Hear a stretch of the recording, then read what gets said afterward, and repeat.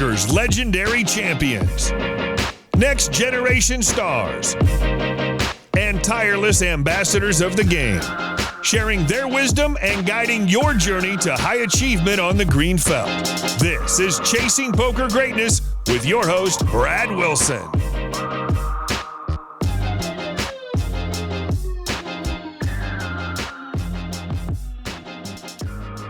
Welcome back, ladies and gentlemen, to Chasing Poker Greatness, where we go deep inside some of the greatest minds in poker and share with you the story of their humble beginnings, how they got to the top, and where they plan to go to next. You'll gain insights into their thought processes and their methods for constantly improving their game on a daily basis, direct from them and in their own words. Today, you're going to hear from Shaundle Pruitt. Shaundle is an accomplished tournament player, streamer, and, as you might not expect, real estate agent. He comes from a strong gamer background as a man who, surprise, surprise, fell in love with strategy games at a young age. Infatuated by the added element of luck in poker, he found success at the micro-stakes cash games online before turning his attention and energy to online tournaments. Shaundle had built up his bankroll to the point where he felt comfortable firing at $500 and $1,000 buy-in tournaments until a fateful day in mid-April of 2011 changed everything. Shaundle had just binked a tourney for $5K on his birthday, April 14th, when all of a sudden, poof, online poker disappeared overnight. I guess there's a lot that can happen in life, but I'm going to go out on a limb and say that this has to rank way up there in the category of worst birthday memories of all time. After Black Friday, Shaundle couldn't bring himself to continue playing the game that he had invested so much of his heart and soul into anymore, and quit playing cards for about 4 years before eventually returning to the felt. As is par for the course for poker players, the man has had some big ups and big downs over his career, but if there's one adjective I would use to describe him, it would be this: gritty. He never stays down for long and continues to grow and improve his game on a daily basis. As we talk today, you're going to hear what he considers his biggest success as well as his biggest failure. He'll let us in on any regrets he may be harboring and explain what has allowed him to thrive in online tournaments regardless of the year or the competition. He's got some great words of advice about what you should and should not be thinking about if you want to make it in this great game. He'll also let you in on some secrets for finding methods of study that will improve anyone and everyone's game. Shaundle's a shining example of what perseverance and hard work can get you if you're willing to put in the time and energy to chase your poker dreams. And so, if you're ready to do what it takes to be successful in your quest for poker greatness, Mr. Shaundle Pruitt has most definitely got some advice for you. Let's get to it. Shaundle, my man, how you doing this afternoon? I'm good, buddy. How about yourself, man? I'm doing pretty well. I'm pretty chill. Weather's getting cooler, a little cooler anyway. I'm looking forward to fall. Yeah, it's beautiful here, man. I mean, I'm not looking forward to the fall as much. I love this time of the year, get the kids out. I walk a lot, so I enjoy this weather because when it gets cold out, I can't walk, here. So it kind of sucks. Yeah, you're in Ohio. So Yes. in Atlanta, it's been 97 all week, which has been goodness. absurdly hot. Like I'm ready for pumpkin spice lattes at Starbucks and flannel season, right? A cool breeze. Yeah. Let's start this thing off by you telling the audience, how did you get into poker? I know that you've been playing poker a long time. How did it start? For me, it started in college. I would, I think I was a senior in college, starting my senior year, and had a lot of friends that kind of play little cash game, home games. And I just started playing, like there was a game every Tuesday night in one of my buddy's basement, and it was like a $20 buy-in, which is a lot of beer money. So we'd play that it was intense, and guys would like lose their mind over bad beats and things like that. It was like very competitive, and it was fun, a couple $100 up top. So I would play that, and then I got into playing cash games all around campus. And then we started going to Detroit because there was no casino in Ohio then. We would drive up to Detroit and play cash games up there. And then it just spiraled into playing online and, So, yeah, it was just a lot of little games to start, little house games, things like that. And then, took it to online. Did you have success in those games? Yeah, I actually did, man. I think at first nobody knows what the hell they're doing, but that's the cool part, I've always been like kind of a gamer, like played a little chess growing up, all kind of video games, strategy games. So I was very intrigued with poker. I'm like almost love at first sight. I was like, this is cool. I can make some money, and it's a strategy game against people. So yeah, I had a little success at first, especially in the little cash games, and did very well with those. How does it feel to you to see the strategic depth in something and the challenge? Because that's something that obviously appeals to me as well, knowing that my thing is like when I first started playing cards or poker, I remember thinking that like there's depth here that I don't understand. I just see that it's available, and that was a pull for me personally. Did the complexity, the potential complexity, did that appeal to you too? Yeah, it's very appealing. It's almost more so than chess because, chess, although not solved, there's guys that are just so good, can see the game so many levels ahead. But in poker, the luck variable is kind of cool as well. It gives like new players and worse players an opportunity to win. But at the same time, strategically, you can not need as much luck when you become more skilled. And luck becomes a smaller part of that. And I really like that aspect of it where there's a luck element, but there's a lot of skill and it's very complex. And, there's just so much to learn with the game. It just never ends. I study all the time and I'm always finding out new things. So it's always fresh and exciting in that way for me. Yeah, I'm with you. Not a lot of high stakes chess games out there. Yeah, exactly. The luck element is 100% necessary. Yes. It's a secret ingredient for poker being so popular, I think. Yeah, I agree. Tell me, so you go from, going to Detroit, you're playing in your home games, the tournaments. What stakes were you playing back in the day? Because I know you got into playing online poker fairly early. What did that look like? Oh, well, for me, when I was playing those little games, there was zero bankroll management. I had $100 in my pocket. I was a college kid, we were just spending the money and then, there's a $20 tournament or there's a 50-cent dollar cash game or something like that. And I just, whatever money I had to go play and make some money. It was cool, And when I started playing online poker, I actually only had a $7. I got transferred $7 from a buddy. It was after college. I didn't start playing online till then. And I started out playing 1 cent, 2 cent, man. I grinded up a roll from 1 cent, 2 cent. I was very tight. I remember just having like in my head, I'm going to play eights plus, like ace jack suited plus some garbage strategy and just play super nitty because people are just dumping. And, I played patiently for months, got it up to like $100 and I was pumped and then moved up to 5 cent, 10 cent, just the natural progression went to 5 cent, 10 cent, 6 max to 625, 1025. And then from there, I had a few $1,000s and I started playing like $11 tournaments at like 2K or something like that. Started playing online tournaments and that went really well to start. It was kind of the fool's gold effect, ran really hot early. This is easy. It's easy. Yeah, win a tournament or two a day, no big deal. I think I literally won I used to play some singles, but there was like an $11 tournament which got me into playing tournaments because I started out as a cash game player. I won this $11 midnight tournament 2 nights in a row. And then I was just, this is it. This is, I'm printing here, this is the printing factory. Solved. I got it. Solved. Yeah, this is easy money. No more cash games. So, yeah. So from there, I just kept playing tournaments. And then I got super lucky once. Won a trip to the Aussie Millions kind of as a fluke.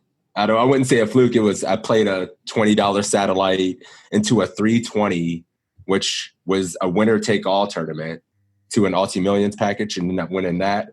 They ended up giving me the money, which was just a sick bankroll boost at the time for me. How much was it? $18K. Woo. It was an $18K package, and I probably at the time literally had like a $3K roll or something stupid. Yeah, you just 6x your roll. Yeah, just 6x the roll real quick, So no big deal. Yeah, but that was fun, and punted a lot back pretty quick, playing way too high. What stakes did you play? 109s? Oh, I just went up and just instantly just thought I was a boss and started playing 30s and 109s. I was like, oh, I can play the 109s. This is nothing. I mean, I probably could, but I didn't make the natural progression to the 109s. So there was definitely that learning curve, initially.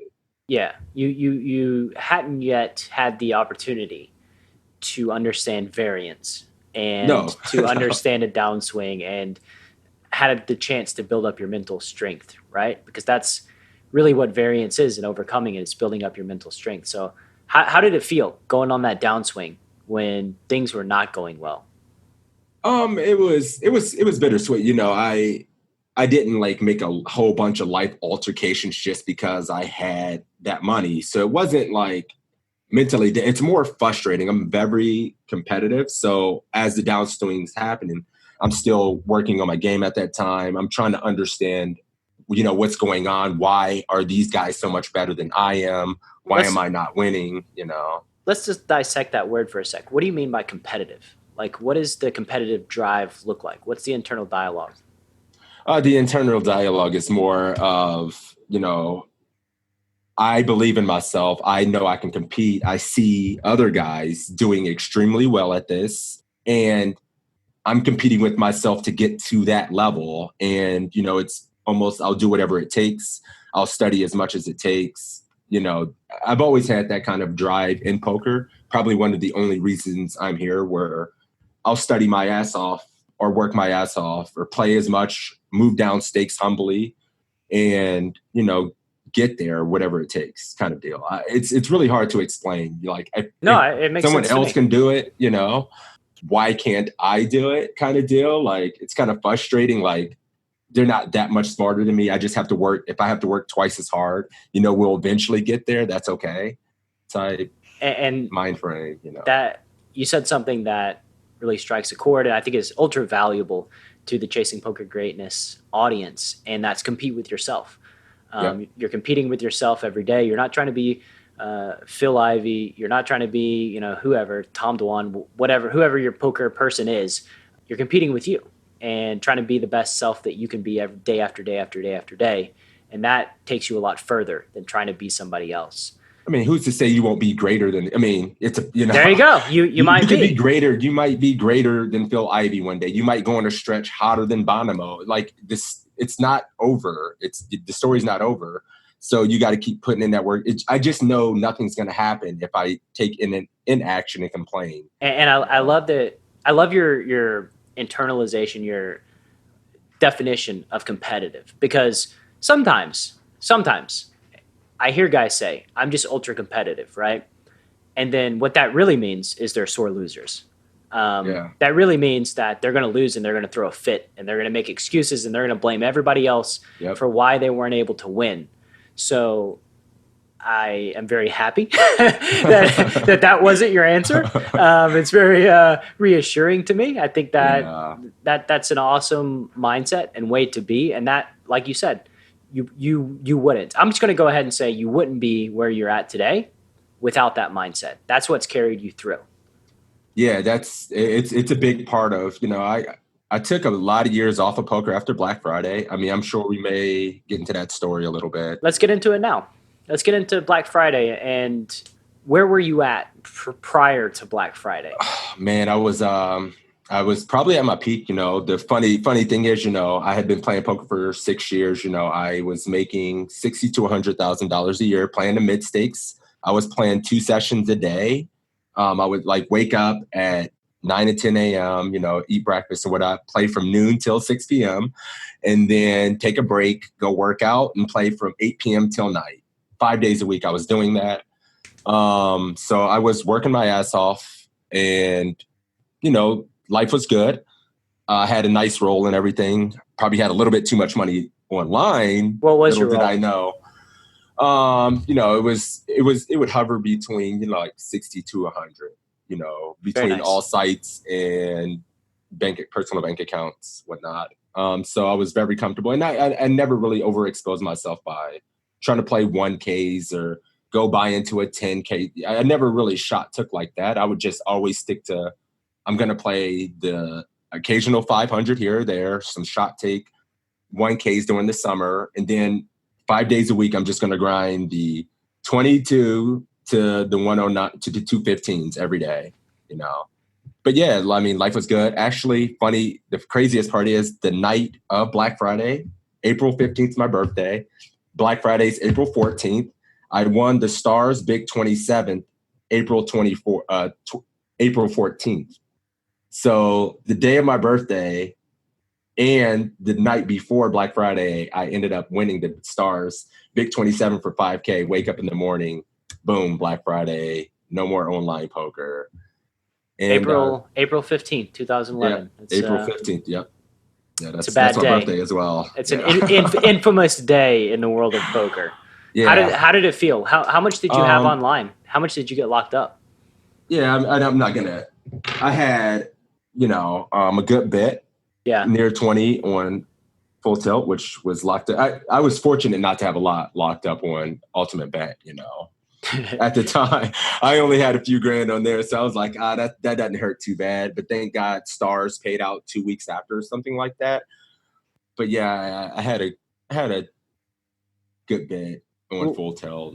What were the emotions? What were you thinking? I was very lost. I didn't know because I wasn't built.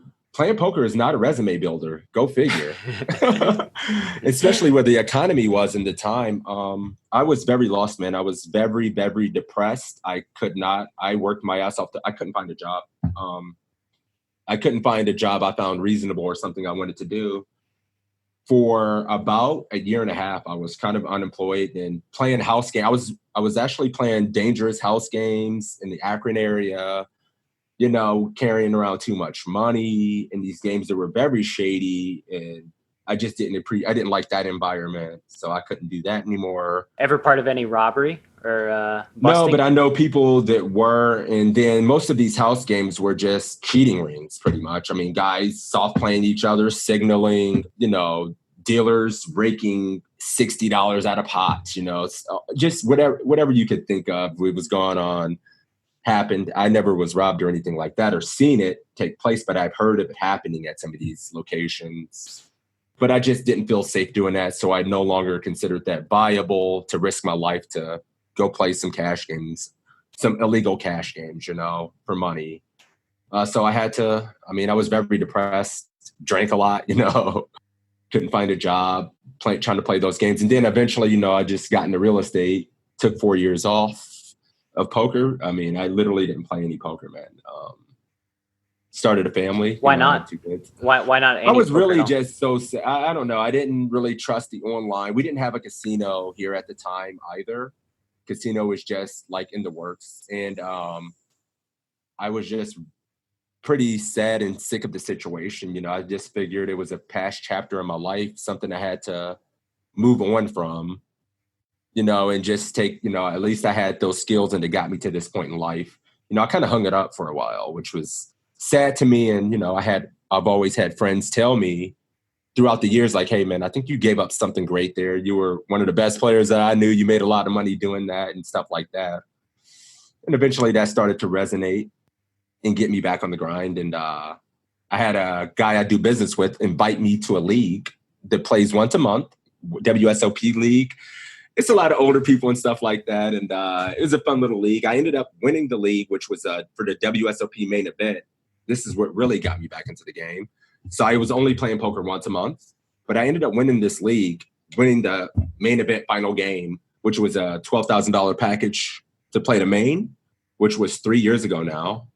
And I played the main, just went out there strictly for that. I started back online just to get some volume in, trying to get a little bit better. Where'd you play?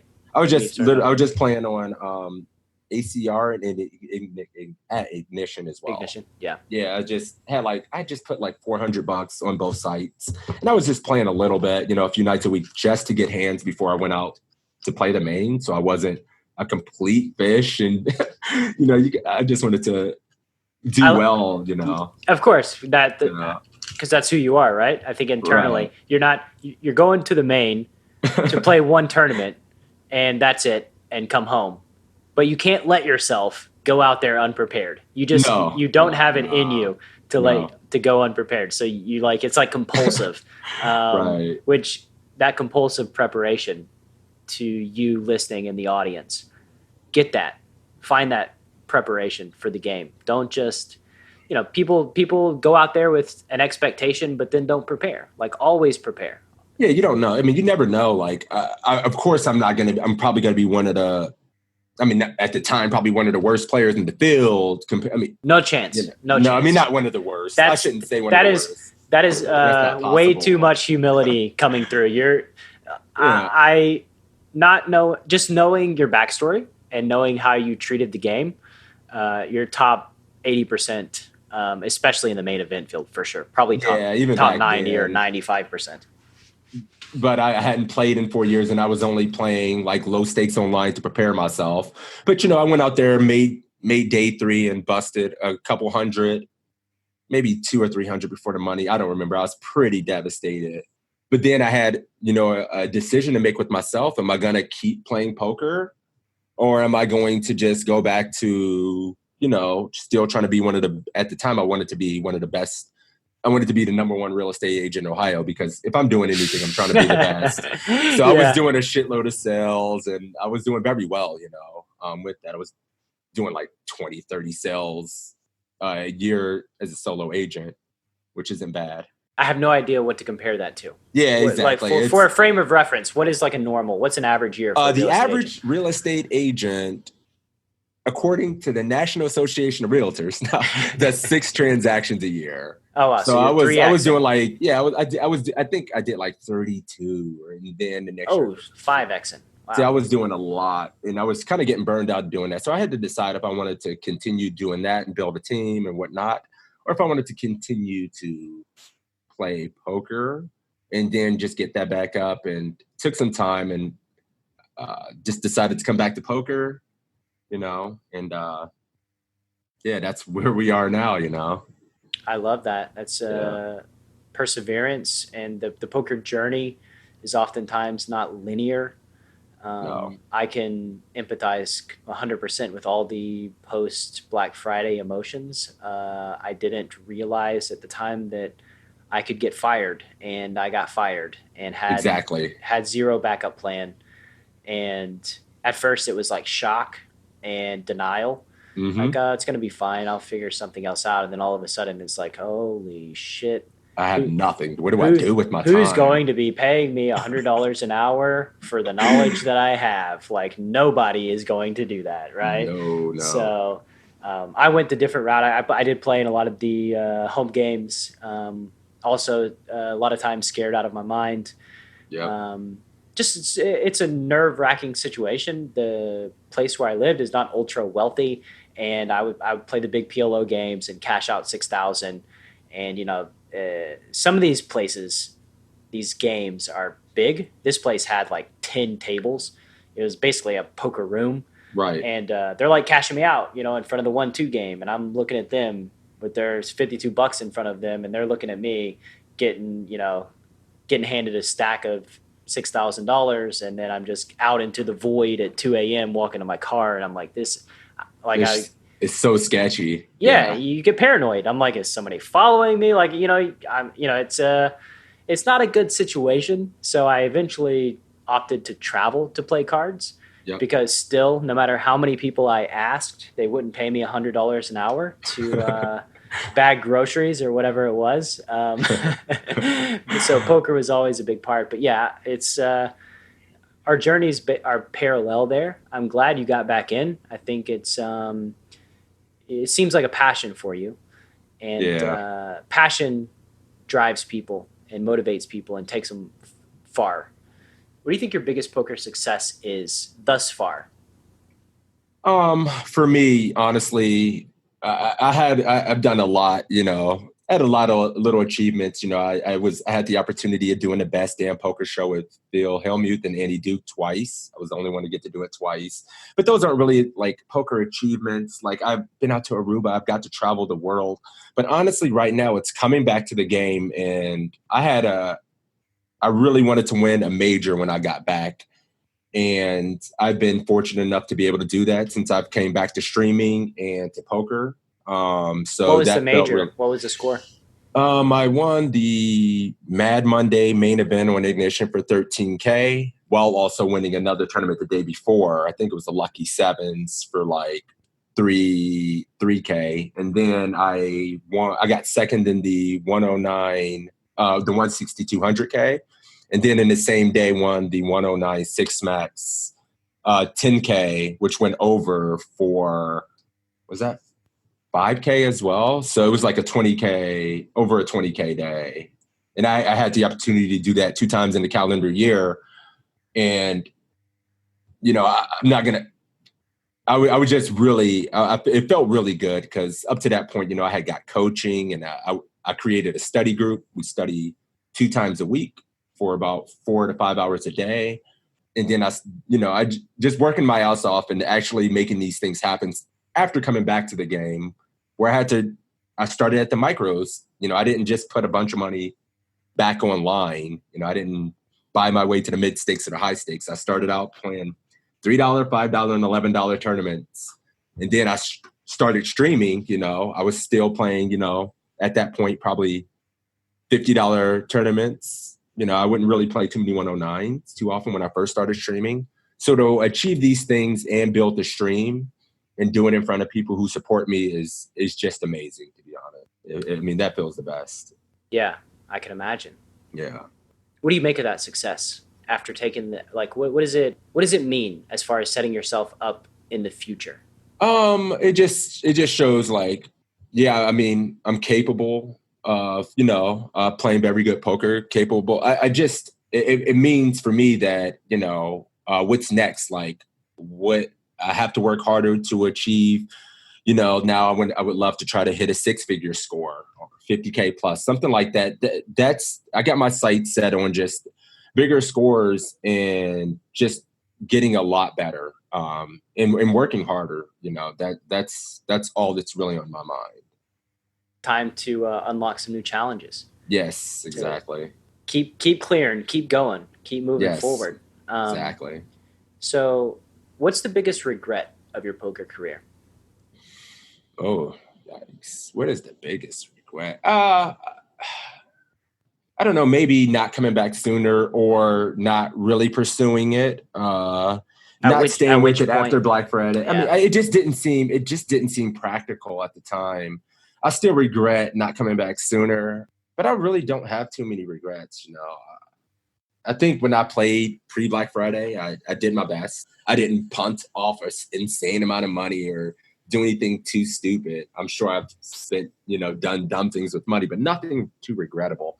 I guess it's, what would have happened if I would not have stopped playing for 4 years? Like how good if I stayed determined and stayed with it for all that time, what would my life be? What would it look like? Where would I be today if I kept playing and stayed as passionate?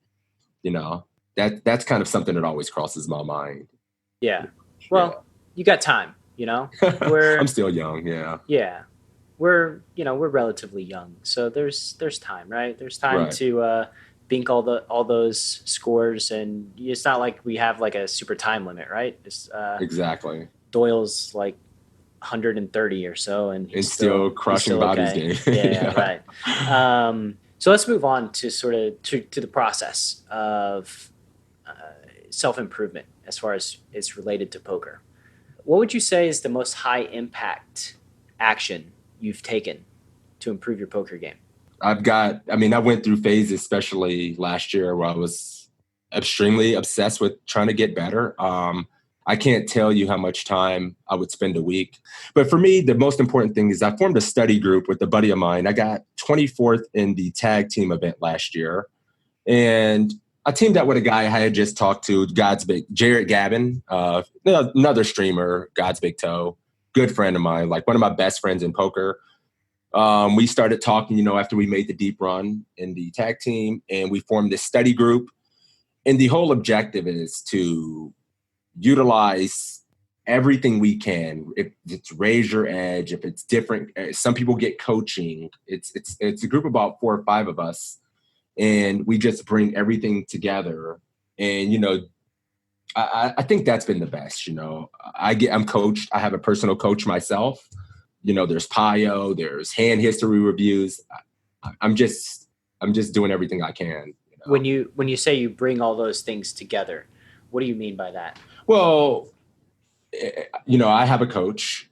So some of those concepts, everybody's bringing different concepts. So I might not have the entire time to study every single section of Raise Your Edge or something like that, or someone may not have time to go through a certain concept on overbetting. So we just all make sure we're taking notes, taking the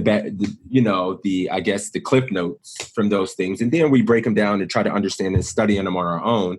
But I'm getting pieces of information from other very good players, and we're kind of sharing those and, trying to incorporate into our own game as well.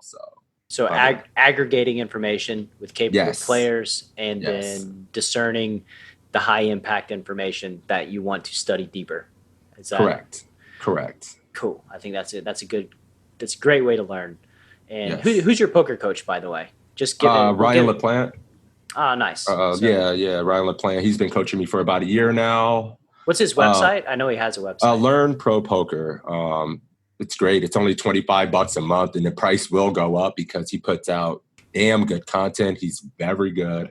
And, what's nice about that is, he is very strong theoretically in GTO, but he understands how to incorporate exploitative strategies, as well. And I think you need a good combination of both, because people who get stuck at the mid stakes usually just really strong theoretically, but they don't exploit, the bad players enough, even online. They just try to play theoretically sound, but that's not going to be the highest win rate, because you got to exploit the bad players to make the most. Right. And you may disagree with this statement, but it's, I guess it could be a polarizing statement, but I actually don't believe there is exploitative play. I think that there's only GTO, and you have good data and great data and bad data. And if you have incorporating great data, that allows you to play optimally versus people who are playing suboptimal. And that is the essence of exploitation. Right. So to me, there really is only GTO. You're exploiting their tendencies with great data, effectively, right? Fair enough. I mean, unless you have specific information on the type of mistakes they're going to be making. Like if a guy's just going to be always folding to certain size bets, or they're just never going to continue as they should. Yeah, I just think there are room. No, I see what you're saying. Yes. It's semantics, but what I'm saying is, if they're never folding, if you put that information into a solver, it's going to tell you not to bluff, right? Right. I mean, it's all GTO, just the level of data as far as how good it is and that you're using. So it's poker is a great game of data and data collection. I agree. And I tell people, be very wary of GTO. Be very wary of just incorporating things blanket across all situations, because all humans are different. And get good at data collection. That to me really elevates your game. And there are people. I hear people say, "Oh, well, I want to be balanced in this spot, right?" And say it's a live spot, and I'm there collecting the data and watching, and I'm like, they never fold there. Like you're trying to bluff to maintain a sense of balance when nobody in the world knows one way or the other. There's no sample size. And they're never folding. Like, why bluff somebody that's never folding, right? I just have to balance my bluff range in a spot where somebody's never folding. Yeah. Right. Let's just torch some money and say, I have reasons for this, but I'm never going to tell you. And, people will just look at you like you're a fucking crazy person. Anyway, that's my we went on my little rant there, but it's so easy to excuse poor play by saying that it's GTO. It's like an excuse. Oh, this is GTO, so I'm going to excuse my bad decision. No, you're making an excuse for playing poorly and limiting your growth as a poker player. Right. What is up, you future star of poker, you? Coach Brad here, and I just wanted to take a moment to let you know about PKC Poker. If you're sitting there wondering, why is Coach Brad promoting this PKC Poker app thing? Allow me a moment to explain my why. Battling in cash games has been my livelihood for the past 15 years. It's how I survive and put food on the table, which makes it imperative that I either test out or seek qualified opinions on all of the poker platforms on the market. One juicy find can mean the difference between a meh year and an amazing family vacation in Hawaii kind of year. With that said, I've tried almost all the major poker apps on the market to date, and despite the hype about amazingly juicy games, I've come away from the experience unsatisfied. I was just never able to find amazing success against seemingly weak competition, and in one specific case was getting outright destroyed by passive villains playing more than 50% of their hands. What the heck was going on? After many evenings sitting in the bathtub, wondering if I had lost it, I finally dug into the data and learned something that shouldn't have been too surprising to you. These dudes were colluding and super using their pants off. So I swore off those free money, decentralized devil apps and decided to go back to my more familiar streets of Ignition. It was then that I was contacted by a good friend of mine who turned out to be the vice president of worldwide operations at PKC. Him and I had a long, in-depth conversation about security, the ecosystem, and the future direction of PKC, and he managed to convince me to give it a shot. That shot turned into an incredible 6 months with an hourly rate that's about 5 times what it would have been playing on any other US platform. As it turns out, I didn't forget how to play. I just needed a level playing field to return to my crushing ways. I have no doubt that you, my community, my audience, is going to play poker somewhere, and I want to be damn sure that you don't go through the pain and frustration I felt by messing around with any poker app besides PKC. This is why promoting PKC is a no-brainer. I love my community, and I want to put you in the best position to succeed at this game that we both love so much. So if you'd like to join me in the streets of PKC, simply head to enhanceyouredge.com/PKC and get your invite code to play. You must have an invite code, and you must be 21 years of age or older.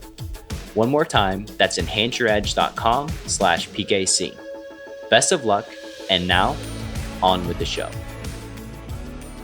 What's something that you feel folks who are chasing their poker dreams don't spend enough time thinking about? I just think people don't spend enough time studying. They don't think about bankroll management, studying. I think people honestly don't realize how much you have to sacrifice. I think that's the number one thing. I personally don't watch TV. I don't have cable. I've pretty much don't watch sports or anything either. I got to spend my time with my family, the kids, taking care of the house, studying and playing and streaming. I have and try to stay healthy on top of all that. I don't have time to watch a whole Browns game. I love the Browns and I love the Cavs, and there's shows that look cool, but I don't have time to, I don't go out to the bars a bunch or, with my buddies and do stuff like that. On the flip side I think it's pretty easy to skip Browns and Cavs games right now. Oh, yeah. Don't worry. It's easy for me to skip the Titans games now too. I'm not, we're both sufferers in that sense. But yeah, it takes a lot. And you mentioned something about bankroll and people not thinking about their bankroll enough. Can you expand on that? Well, it's a little bit different. For me, I even though I started with a small bankroll, I played it aggressively, and I still played low stakes. But I still think if I'm playing with a $400 roll, I probably should never really play a $20 tournament. That's not optimal. I would try to take and do that. But I think it's very important to stay in the framework of a bankroll management. I think it's a little bit different for everybody because Some people have disposable income, a job. They don't need to pull from the roll. But I would just suggest that people don't shot take too much. Stay with, like, if you have $1,000 roll, you probably just stick with $11 tournaments. And then just shot take a 22 here and there. Don't play $11 rebuys and things like that. And, you know, you're going to be all right. And one thing, I don't know, I just want to touch on this because I was just kind of coaching somebody. I coach a few micro stakes players as well. Like, building a bankroll is not just playing on one site. Like, I think playing the best value tournaments across a few sites is going to be very helpful at your time frame rather than just pigeonholing yourself in one place. I mean, obviously it's possible. You can do that. I just found that very helpful throughout my career. When I was coming through the stakes, I would always just find multiple sites, and it would give me more opportunities and more volume as well. And, you know, you might find a different player field weaker or population a little bit weaker than another. So that's one thing as well. Yeah, I'm 100% in agreement. I tell my guys, I'm a cash game player, so I don't play many tournaments, but always my advice is, you know, if there's a platform, if there's something new, test it out. Like, at least to make a small deposit, something that you're not super concerned about, and test out the games. Feel out the population. Try, like, if you can find a population that's much weaker than what you're currently battling against, find them, battle them. Like, the more of those little holes you can find, the better the higher your earn rate's going to be. Your hourly rate improves, your win rate improves, you make more money. And as we all know, when you make more money, you can afford to pay coaches, you can afford to buy all the training material, which also, you know, you invest in yourself. And that also, you know, your growth becomes exponential at that point. Right. And I do have, I'm a cash game player, so I'll offer my contrary bankroll management opinion. And that is, I don't think you should subject yourself to micro stakes if you have disposable income. Like, so many guys will play 5 no limit and they'll get stuck there, and they'll try to move up to 10 no limit. And I'm just, it kind of boggles my mind when you could go out and get any job and make more than battling in the streets of 10 NL.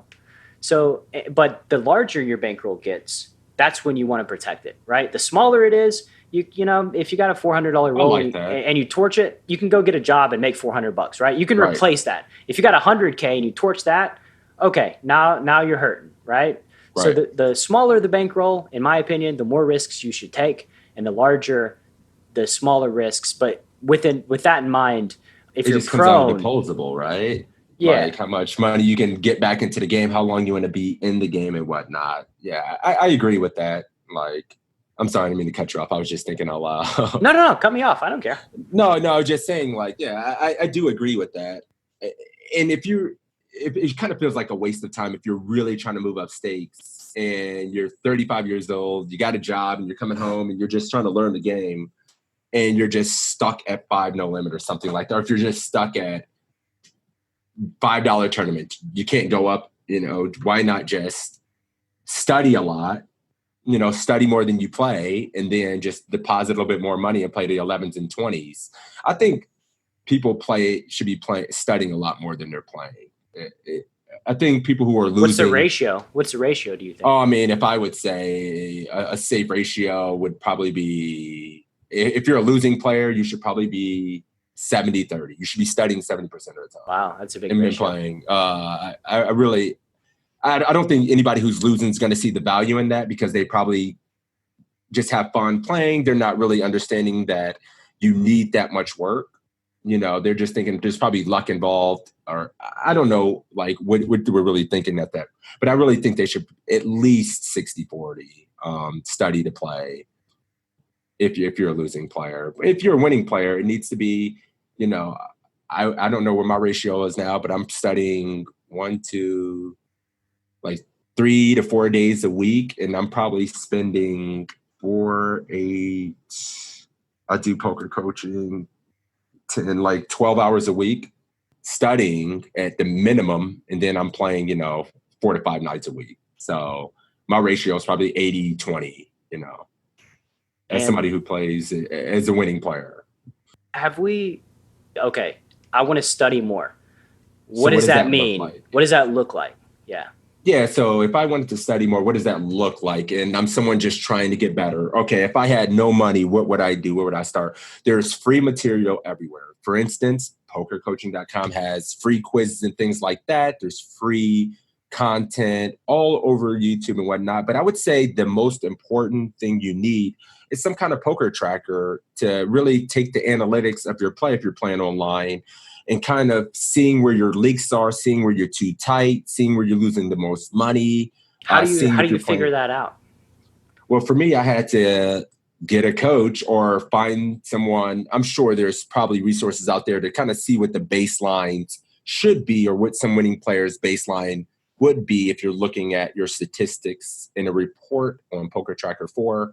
But you kind of want to see what some of the best graphs and what some of the best HUDs look like and see, okay, what am I doing wrong in my game? Or if that's too deep for you, just looking back through your hands and just replaying hands. So you're seeing your subconscious, seeing what mistakes you're making or where you're losing your money. Because I used to go through hand history like, oh man, I could have opened that spot. Or you learn something about another player doing something. And I just think this all helps you process the information better and naturally get a little bit better as you're reviewing these hands yourself. And this was touched on with another conversation that I had on the Chasing Poker Greatness podcast, that journaling, writing down your thoughts, and even if it's just stream of consciousness on specific hands that you've played, this is a tangible representation of your thought process. Yep. When you journal and then you look back on it 2 months, you can see how you have improved. You can see the mistakes that you were making. And it's a tangible, it's not abstract. You can't say, I'm getting better every day. I'm getting better every day. Well, how do you know? How do you prove that? Yeah. Right? We need some data. And I think journaling is another great tool that you can see like, oh, well, okay, yeah, I am making strides in the right direction. I do see where I was messing up. You know what else is good for that? Streaming. Streaming. I don't. If you've ever seen my stream, I talk through my thought process for every single decision, what I'm thinking about the villain's range, how I think I should be reacting in these situations, through everything. I'm not just clicking the button and then sitting there looking at the screen hoping. I'm trying to talk my viewers through how a solid winning player thinks about the game, and then what I think about different ranges and whatnot. And I'm always trying to improve in my thought processes, and I'm always thinking out loud. And for me, that's the most fun. I don't need anything else. I need a few people to watch me, and for me to be able to think out loud and always have my brain going that way. I really enjoy that. I've heard from multiple higher stakes pros that when they just record themselves play and talk through all of their decisions while they're playing, even to an empty room. And they say that is another high impact thing that helps them improve their game. But yeah, that's a great tool. Stream to nobody and talk through your processes, and then you can watch it back and review it later on. I think that's another great tool for poker growth. I think that's actually a great idea. Then you can just take Camtasia and you can record or something. Yeah, I think that would be very helpful. I used to journal back in the day. I would write out my thoughts or write out how my sessions go and things like that, or take notes and things like that. So that's also a good suggestion, something I used to do back in the day as well. And on my website, when people opt in, they it's called the Edge system. But basically, it's a system of journaling and self-reflection that allows you to self-analyze how your thought process, how you played a hand, what you would do differently in the future, and that sort of thing. And that's ultra valuable as well. But basically, ask good questions, tangibly track your stream of consciousness and your thought processes, and then, review them and to make sure that you keep moving in the right direction. Yep. Completely agree. What do you think poker players spend too much time thinking about? Probably their misfortune. It has to be they're getting unlucky rather than, why am I getting so unlucky? I took this beat. I've been running bad. A lot of those negative thoughts are very harmful.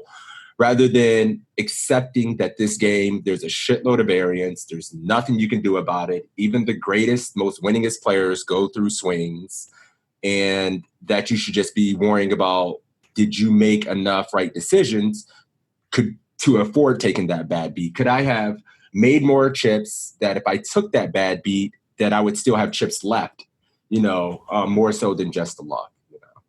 How do you, what's your process look like to neutralize those negative thoughts, those negative emotions? Like, just as far as like a pure actionable thing. Play a lot. I don't know. I play a ton of tables, and I have to control myself as well since I stream. And I want to be a good example. I'm not always. I get tilted as hell sometimes, momentarily on stream, but I think. How do you recover?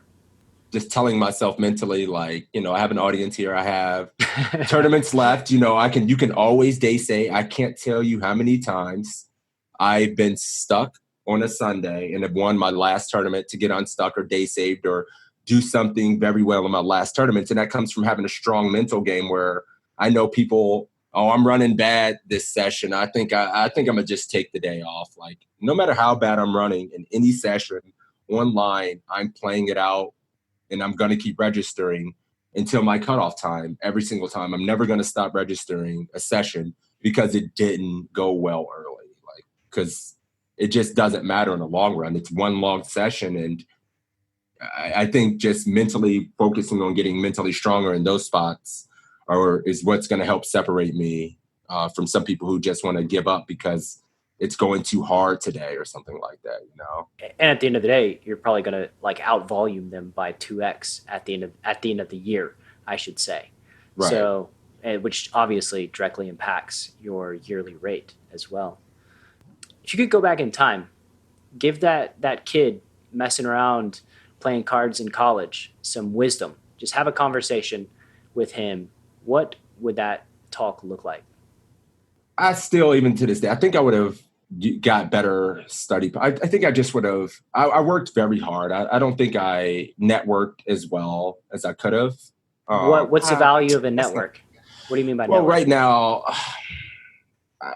I just think I wish I would have tried to work with better and better players. Because although I was doing very well pre-Black Friday, I was kind of just stuck at the mid-stakes. I never hit a massive scores. I got a couple 20K scores and a lot of 10K scores, 5K, but I never had the massive success for as much as I played in the bigger games then.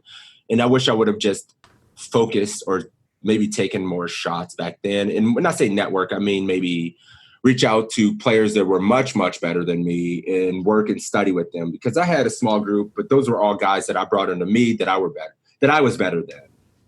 So if I could go back, I would certainly try to just study and work with players that are much better than me. And I think that would have helped move up. And I think finding people, if you're going to create a poker group out there, guys, make sure you're finding people better than you, worse than you, if possible. If you can if you can have a group with all killers better than you, awesome, But it's really, I think you get to a point where it starts to get harder and harder to provide value to some of the elite players like that and be part of their groups. So you talked about finding these crushers, right?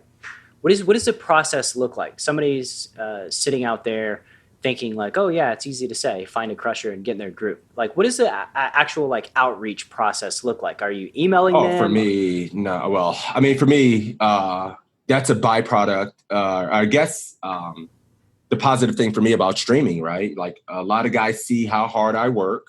They come in to stream, or Ryan, he's seen that I streamed, and, I'm an affiliate for those guys. And, he was okay coaching me, and he doesn't just coach any and everybody that contacts him. He knows I'm gonna work hard and represent his brand well. And, Jonathan Little as well, had a chance to meet him, and, I'm a guest coach for those guys.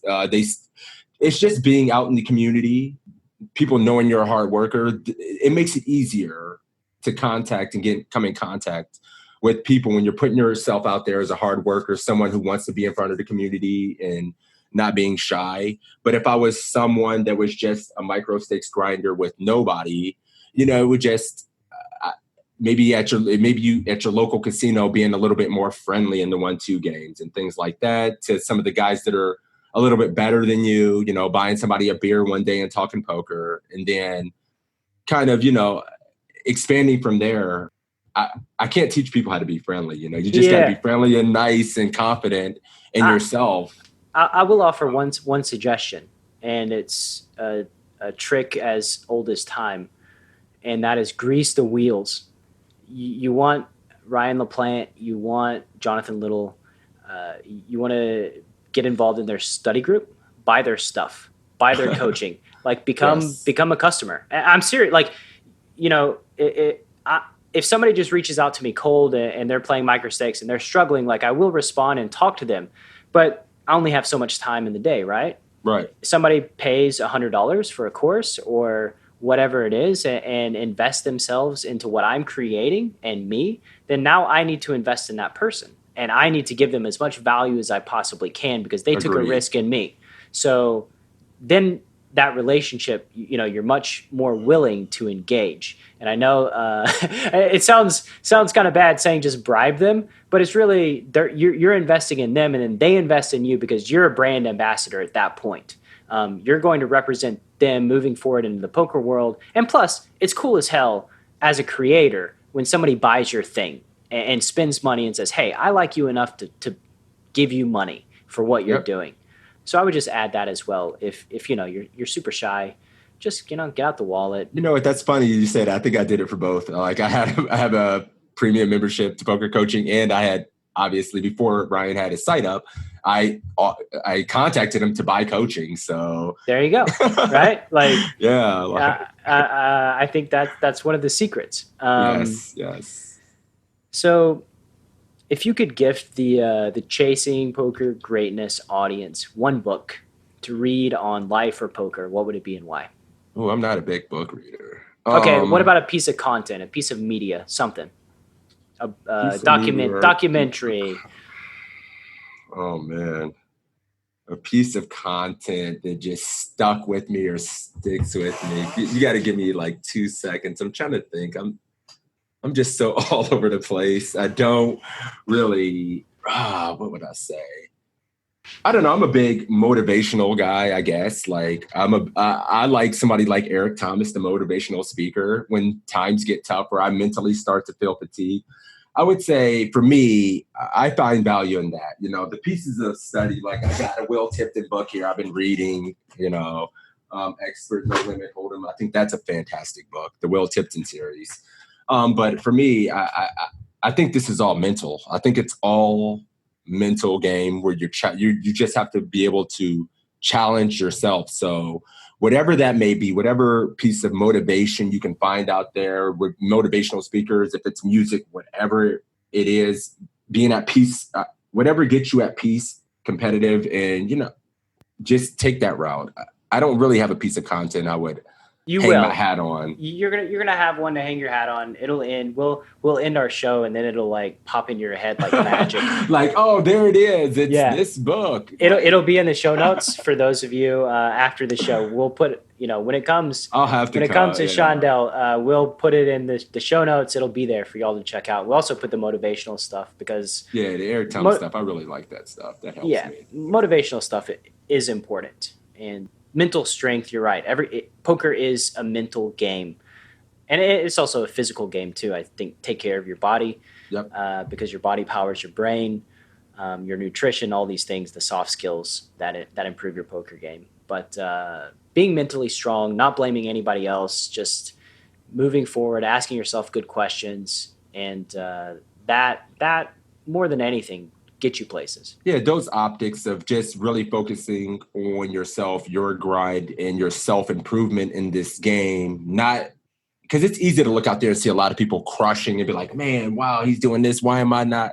What am I missing? But you just got to focus on your own grind, and that'll take you pretty far. And you don't even know if that's the real story, right? You don't know if people are stuck how much or if they're backed or whatnot. Yeah, like somebody's been on the tour for 15 years and they've got 8 million in winnings and you're like, oh wow, 8 million in winnings. Well, yeah, they're traveling around the country playing 10Ks everywhere. Like you're not taking out any of the expenses. I mean, let's just calculate all my cash game wins without subtracting any losses over the years. And, you know, I probably won $100 million, right? Like it's, so yeah, don't be so hard on yourself. Everybody struggles. It's it's the nature of the game, and the people that can overcome that, keep getting up. They're the ones that succeed in the long term.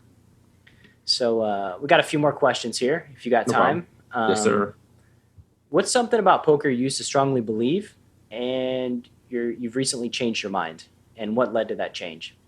Something, I guess I used to, before I came back, I didn't know anything about the solvers. Like I just thought, like I know there was strategy and everything. I just used to think there were just groups of people who could outthink the game. Yeah, before I knew, because I was out of the game for 4 years, and then I come back and there's bunker solver and all this stuff. I'm like, whoa, what the hell is going on? I used to believe like there were guys who just have developed skills and strategies on their own, which is kind of true. And that was still taking place. Like guys were just working harder, thinking, and just had access to the better players. Because that was definitely the case pre-Black Friday, where there weren't really as many solvers. I think there was still poker trackers, but no one really knew how to decipher them as well. There's C-Rev. But... Yeah, I don't even think I was familiar with even that. But I don't know. I mean, I'm a big fan of that kind of stuff. And something else I used to think back then that I don't believe in as much now. Yeah, I'm not sure. I really don't know what that guy used to think as much, you know, after that much time off. I just remember playing a shitload and being confident and thinking, I'm never going to do anything else in my life. This is it, you know?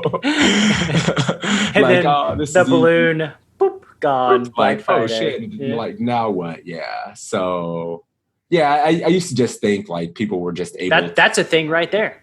Yeah. You used to think it would last forever.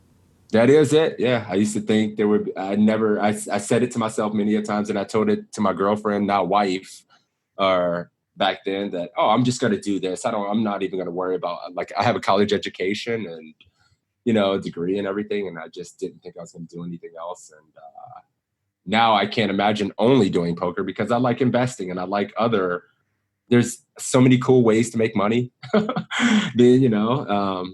love real estate. I'm not selling it as much, but I still love the game. And yeah, I'm always going to have a more hustles now than just poker. Yeah, it's fool me once, shame on you. Fool me twice, shame on me, right? Yeah, I'm not going to get fooled and have another Black Friday and then have to be like, oh my God, now I have kids, so I can't afford to. Well, you can sell them. There's a black market for the kids. You can just sell the kids. I've got two. We can put them on there. Yeah, maybe we can work out some sort of bundle. Right, yeah. What's your current big goal, man? What's my current big goal? That motivates you, that drives you. Yeah, I just bought this house. I would love to just pay it off. Little bit of debt, nothing crazy. Pay off all the debt in this house, man. Just pay off this house from poker. Told my wife I was going to do that. And that's what I'm going to do, no matter how long it takes me grinding to do it. So, Chasing Poker Greatness audience, pay attention to that. That is a great goal. This is a man that knows how to set goals. That's an emotional goal. It's driven. You know, it's not a I'm going to win a WPT 10K event. He told his wife he's going to pay off his house. It's emotional and it's tangible. And it's something that drives you, right? Taking care of family, providing for your family. That's something that pushes you. Just pure money, pure prestige, pure fame. That sort of thing. That doesn't do it for me. It doesn't do it for anybody. They're toxic goals. There's no longevity. They need to be emotional and mean something. So when you're thinking about setting your poker goals, think along those lines, right? Make them emotional, because emotional goals drive you. They motivate you when you don't feel like going. They motivate you when you're getting crushed. And remember to tell people about that. Like I told my wife, I'm going to do that. And now you have a sense of, I have to get this done. You know, I don't want to disappoint her or myself. Like I have to do this. Like there's no failure in it. You know, it kind of helps it resonate And it just helps you stay motivated when you know you've told somebody else about your goal to do something like that. And we all have a self-image that we want to live up to. And when you verbalize that, it makes the goal stronger. Tell people, you got to create accountability. Yes. Every goal needs accountability. When you tell people, you can say, think to yourself, I'm going to quit smoking. I'm going to lose 20 pounds. When you get on Facebook and you say, I'm going to lose 20 pounds by this date, and then everybody's cheering you on, now shit got real. Now people are counting on you. Now when people are going to call you out on that date, you better be working towards that goal, right? Yeah. So that built-in accountability is just massive, massive. What's a project you're working on that's near and dear to your heart? Well, I got two. I think I mentioned it before, one with the stream, I don't really have a lot of goals.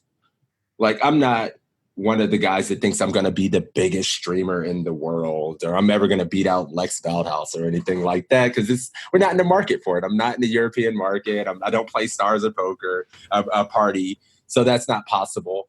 But I do have a goal of continue. I just want to be one of the top American streamers, and I think I'm doing a pretty good job of that right now for my time slot. And a pretty cool goal is I've got an opportunity to create some content for poker coaching, and I've got a couple quizzes that are allowing me to make more. So I want to expand that relationship into a full-time position with them. I think that would be pretty cool as well. So little projects like that for me. And then, outside of that, real estate, I'm trying to get into real estate investing. I would like to buy a few houses, flip those this year in my spare time, and, just start there as well. Awesome, man. That's awesome. Yeah. At the end of the day, what would you like your poker legacy to be? And how would you like the poker community to remember you? Just somebody who is worked extremely hard, probably. I don't, like, when I stream, I'm always trying to tell myself to play hard, leave it all on the table, not take shortcuts, not get lazy, try not to get tilted, and, get a little bit better every day. Where does that positive self-talk come from? Like, where does it emanate from? I mean, I've always been an athlete my whole life. I was a football player. I think the wrestling aspect of it, I was a wrestler as well, a pretty good wrestler, and ran track. But I think, like, playing football and wrestling, as hard as those sports were, and I was all in when I was in school playing those. So it really kind of changed me mentally, especially something like wrestling, where it's mano a mano. If you get your ass kicked, you're going to be getting your ass kicked in front of a bunch of people. But, that's accountability. Yeah. That's accountability. And all you got to do to not get your ass kicked is work harder and be better than somebody else. So I'm always afraid if I don't work hard enough, I'm not going to achieve my goal. I don't know. I'm just very determined that way to keep grinding and just trying to see what my best is and compete with some of the best guys in the world. I always have that dream of, playing a super high roll or something against D. Peters, or being at a final table against Alias Aromovic and, some of those guys. And, I'm looking forward to those days. I dream of those. Like, all right, all I got to do is get a little bit better today. And it's a slow process, but that's kind of where my head is, I don't have many doubts that you will get there. Grit, perseverance, these are the indicators of a successful human. Always be gritty, always be perseverance, positive self-talk.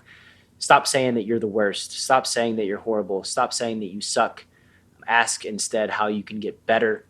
Build yourself up. It's very easy to tear yourself down. And in the poker world especially, people do it all the time. It becomes common. There's just so much losing. That negative self-talk. There's so much losing in the game. I mean, you're going to get wrecked. You're going to have so much times of losing, and no matter how much you study or work, I mean, you're going to go in a downswing. Like, there's nothing you can do about it. It's just understanding that. Lose the less during those times and just keep working to get better, and then your upswings will just be much greater, and you'll lose less during your downswings the better you get.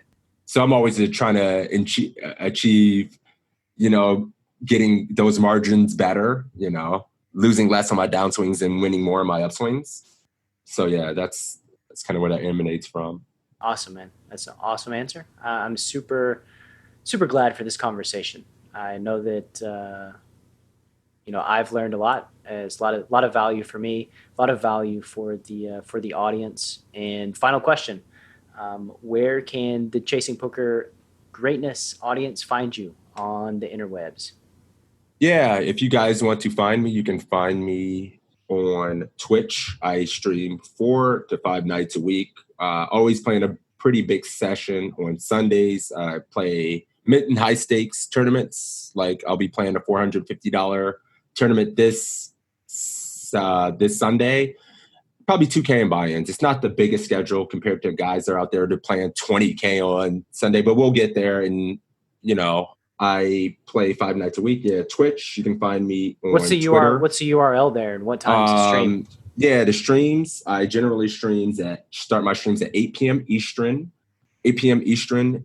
Twitch / Crazy Sixes spelled out. No sixes, Crazy Sixes, and then no sixes, but sixes. No. Yeah, not the number sixes. Just spelled out sixes.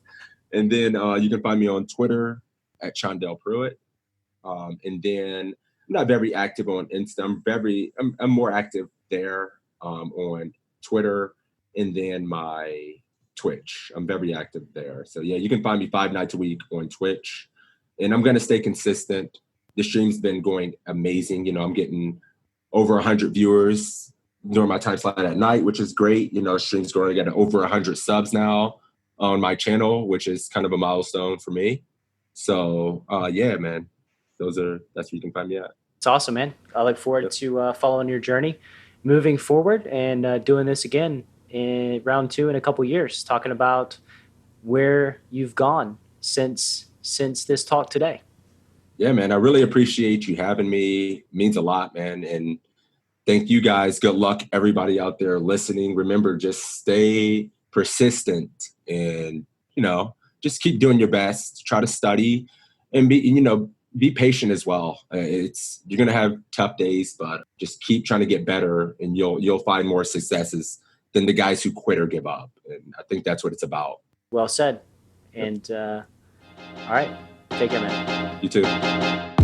Thank you so much for listening to this episode of Chasing Poker Greatness. If you haven't yet subscribed to the show, please take a moment to do so on Apple Podcasts or wherever your favorite place to listen to podcasts may be. And once again, I also wanted to let you know about PKC Poker. If you're on the lookout for a new platform where the games are safe and secure and the action is amazing, head to enhanceyoredge.com/PKC to get your code and jump into the games. You must have a code to play as well as be 21 years of age or older. One final time, that's enhanceyoredge.com/PKC. Thank you so much, and I'll see you next time on Chasing Poker Greatness.